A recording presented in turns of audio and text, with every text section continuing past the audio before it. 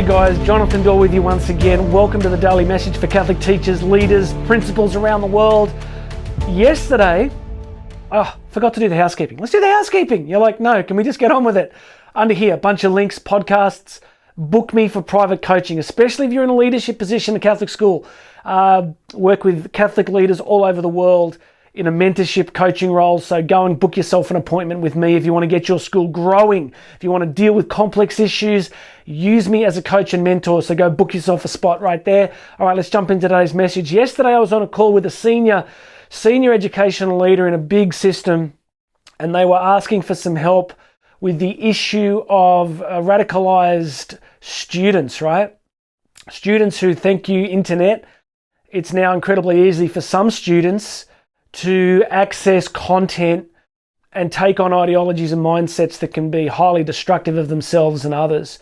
And we were working through some of the parameters of that and some of the key issues in that.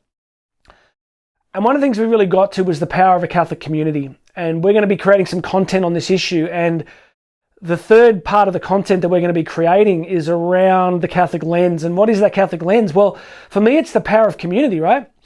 If you build a dynamic, beautiful, accepting, warm, welcoming, loving, pastoral Catholic school community, then it's a place where healing and growth happens. I've been watching The Chosen. I hope you've been watching it too. It's amazing. You see Jesus forming this early community. It's very human. There's misunderstandings and people are tired and there's all that stuff. Sounds like your school, right?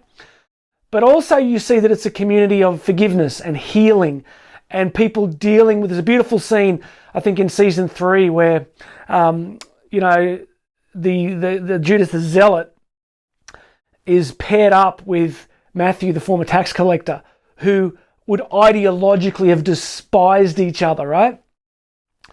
And so you find this extraordinary interaction where this new emerging Jesus community allows people to connect and to relate and to deepen in relationship with people they normally wouldn't have been in relationship with. What's this got to do with you?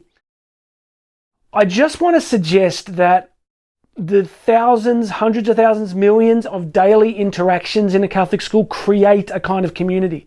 I mean, think of it at its most basic level, right? Like if you have really positive interactions in your school, if the majority of interactions are life-giving, encouraging, forgiving, you tend to get a certain kind of culture and community.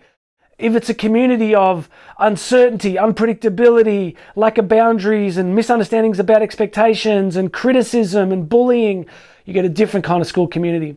So just in that context of radicalization, you can see if you had a kind of school community where people felt accepted, loved, challenged to grow, that was embedded in the person of Jesus and his message, be quite something. And this comes back to my powerful belief that Catholic schools utterly change the world. And Catholic schools, my friends, it's not just the school, because the school's an abstract concept, right? What's actually changing the world is the teachers in the school. All the church documents talk about the environment, and they say that the environment is not the chairs, it's not the tables, it's not the whiteboards, it's not the facilities, it's not. Because you could put the kids in those facilities with no teachers and nothing's going to happen. And you could say, well, they could do online learning. Well, we've tried that. But you know my point? It's like it's the teachers that create the community. How else could it be? So be proud of what you're doing. Seek to build that culture daily of forgiveness, acceptance. It's like a little family, right? Like we got 3 young kids. There is plenty of opportunity in our household, friends, for daily forgiveness and acceptance. Trust me. Gosh, it's hard. It's hard for me, right, being a saint, living with all these sinners in my own home. Pray for me, people. Pray for me. So let's get about building that community. And how do we do it? We don't strive. We don't do it in our own strength. We do it through the sacraments. We do it through prayer. We do it through a radical dependence on the person of Jesus Christ and his Holy Spirit, which he promised to send us. All right, go check out these links. You can book me to speak. I'm back in the US this year, back in the USSA. Really excited to be there. So if you want to book me to speak, please do that and subscribe, share this with people, book a coaching call. My name is Jonathan Doyle. God bless you, friends. This has been the Catholic Teacher Daily Message. You and I are going to talk again tomorrow.